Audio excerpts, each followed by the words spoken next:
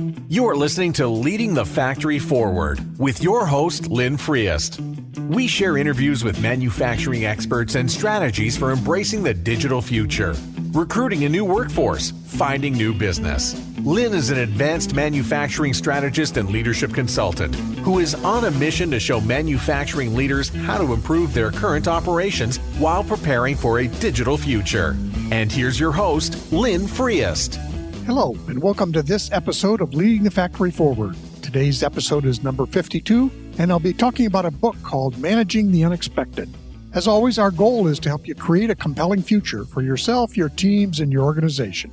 I encourage you to visit my website and download the summary that's at the bottom of this podcast episode and use that as a tool to capture notes and start your exploration on this particular concept. Or, to help you get started on your journey and to stay up to date on new episodes, download the free worksheet, 3 Steps You Need for a More Productive Workday. So in this episode, I'm going to review an excellent book by Karl E. Weick and Kathleen Sutcliffe. It's called Managing the Unexpected, Assuring High Performance in an Age of Complexity. Now, while this book was originally written in about 2001, it remains extremely relevant today. It was written about the time of the tech recession back then. So again, a time of disruption. The big concept in the book is what they call highly reliable organizations, or HROs.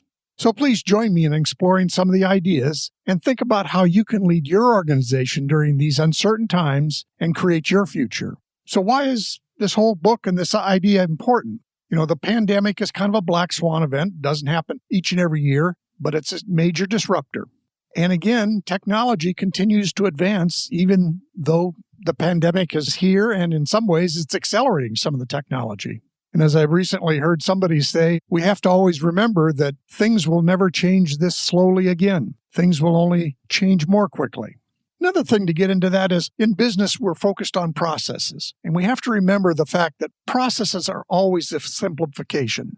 As somebody once said, the map is not the territory. A map is a simplification of the geography. So we always have to remember that what we're doing in our processes are a simplification. Another thing that we have to remember is that as we strive for leanness in efficiencies in our operations, you know what? Lean can also equal fragile. You can be lean, but if you're at the spot where only one person knows what to do or how to do it, and they're gone, especially in times of a pandemic, your whole organization can suffer. So we just have to remember lean can also equal fragile. And then another reason to consider this is we may need to rethink our assumptions. What are our assumptions around how work gets done? Obviously, it was challenged as suddenly many people were doing remote work. Maybe in the factories, you suddenly found that it was harder to contact suppliers or customers. So sometimes, our processes inherently have assumptions in them. This is one of those times where we need to start re-looking at our assumptions that make our processes work. So moving on to the key ideas from the book, there are about 5 of them. The first one is highly reliable organizations have a preoccupation with failure. And these are organizations like aircraft carriers or emergency rooms or firefighters, nuclear power plants. These are organizations, they know they are in an uncertain environment and things can go wrong. So they do have a preoccupation with failure, such to the extent that they encourage error reporting. And they make it safe, and they sometimes even reward or acknowledge it. Thank you for telling us that we had this error. The other thing that can happen is if enough people are noticing the small errors, it may help you avoid something that becomes a bigger problem. The next thing they try to do is they have a reluctance to simplify interpretations. Now, they have deliberate processes, but they don't oversimplify. They don't assume too much. So if you've got too much of a script, it doesn't allow for the exceptions, which is inherently what happens in a disruptive environment like we have today or like we're going to have in the future. So again, an emergency room, an aircraft carrier, all these places have processes, but they recognize that they're going to be exceptions, and they pay attention to that.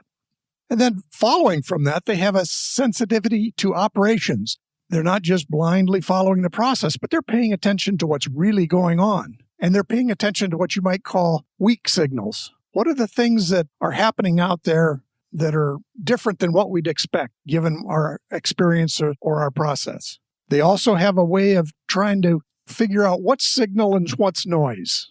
Again, some of this comes from expertise. Some of it comes from just having a lot of people pay attention to what's happening out there and acknowledge that a lot of people will be seeing a lot of stuff, and you need to be able to engage with them on that. Another thing they have is a commitment to resilience. Toyota, a famous process-oriented company, but they also have a commitment to what they call countermeasures or a backup plan. They have things mapped out saying, okay, this is the process we're going to follow, but when something goes wrong, a mistake is made or something new happens, here's what we're going to do to try to fix it, correct it, move on from there. The final thing that highly reliable organizations do is they have a deference to expertise.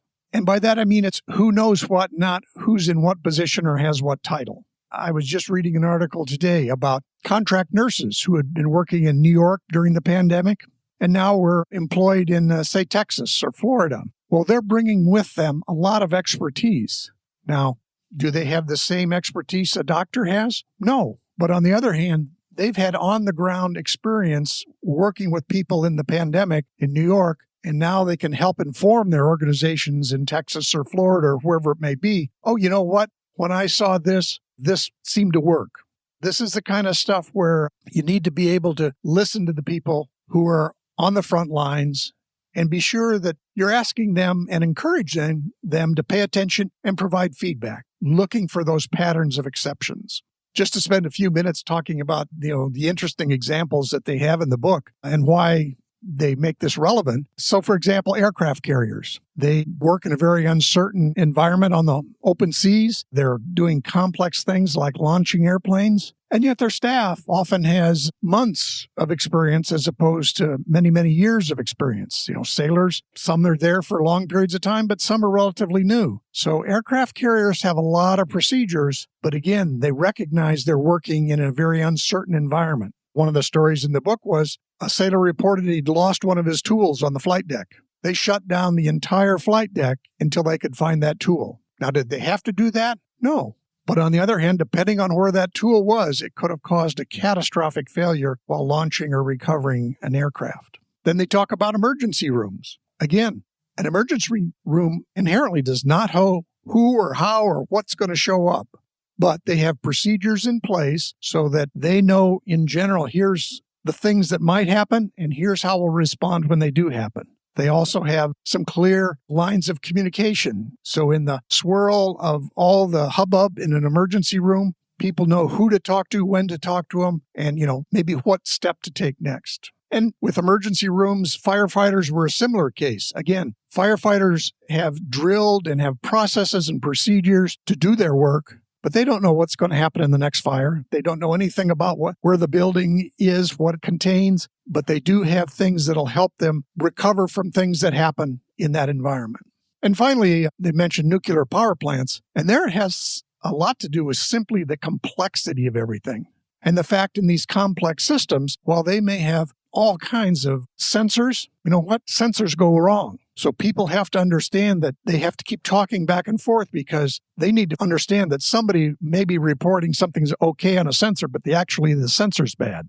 So it's the kind of thing here where we have to recognize the limitations on our processes and our equipment and, can we catch those things while they're still small problems? So all of these groups still use robust checklists, processes, and routines. But I'll suggest, what it kind of comes down to is, especially in these uncertain times that we have, whether it be pandemic, economy, any number of things, what is the set of questions we need to answer? And then we need to think about things. They do this a lot in the safety arena. Do you call things a close call or do we consider it a near miss? Now, in the safety arena, they can actually detail, if you have this many near misses, you're probably going to have an accident. And if you have this many accidents, you're going to have a serious accident. So you really have to pay attention to what's the near miss. In fact, when I worked in the factory, we basically considered a near miss as if it were an accident and went to resolve it even though nothing bad had happened. Another thing for me is watch for that pattern of exceptions. And sometimes it'll be seen by different people at different times. But if all of a sudden you see a pattern to the exceptions that are happening in your process, it's probably time to take a stronger look at one, the process itself or the assumptions you use to create it. But recognize that there could be a pattern there that you just have to sense and you need everybody looking for it. And then this whole idea of resilience. working on them while they're small, being sure that you have enough expertise around to recover when something happens. I remember when I was working with the factory, we had a tabletop exercise. And actually, while this was almost 20 years ago, it was around a pandemic. And part of that tabletop exercise was, while they had all the leadership in the factory sitting there, one of the facilitators would randomly grab one of the leaders and say, "You're now sick and you're out of the room and can't be used." And so then they would have to find the next leader to bring in to help fulfill that role or that piece of expertise. Well, here we are, and we're actually probably to some extent experiencing that. The people who we depend on to provide leadership or expertise, all of a sudden, one or more of them may be gone. How do we think about handling that? So in summary here, again, the key topics were: hold a preoccupation with failure, be reluctant to oversimplify your interpretations or your processes, remain sensitive to operations, have people on the front lines paying attention to what's really going on, have a commitment to resilience. What will be your countermeasure or your backup plan? And then finally, again, just for thoughts as you as a leader, I believe one of the key roles of the leader right now is to propose, what's the set of questions we need to answer? Now, you won't have all the answers. And in fact, it's almost impossible. There's a story I always love about Albert Einstein. He was preparing for the end of a semester and issuing the final exam for the semester. And his assistant said, "Professor, you have the same questions on the exam this year as last year. Aren't you afraid people will, just use that to their advantage?" And this was a class in theoretical physics. And Einstein said, "No." He said, "The answers are actually different this year than they were last year." Well, that's kind of what we're experiencing in today's world. So remember, even if we've asked the questions and we thought we had an answer, sometimes the answers are going to change for us. So thank you for listening on this. I hope you have got value as far as leading your factory forward. What's up next? We're going to continue doing a mix of solo episodes and interviews with experts. And again, some of these are going to be in manufacturing, but some will be in other areas that can help you in your business. And on the last episode of each month, I'm going to begin sharing some ideas on how leaders and professionals might create that next act in their life and in their careers. Again, I've often termed this the silver entrepreneur, but don't want to be too prescriptive about who this is. It'll be, in general, what you can think of as far as what's the next act that you're going to be in. Also, the very next episode, we're going to be interviewing someone who has had the whole family working from home. She'll be sharing tips about how to succeed in a new world where the home office is everyone's office and their classroom also. So I think you'll enjoy this. Again, you may have been at the factory, but others were at home. So if at the very least, it'll give you an appreciation for what's going on there. But for many of you who are actually experiencing this, hopefully some of her insights can provide you some useful ideas. And then I, again, encourage you to visit my website, download the summary at the bottom of the podcast episode as you start your exploration of these ideas. And if you want more, please go download the free worksheet, 3 Steps You Need for a More Productive Workday. Thanks for listening. We'll see you next time.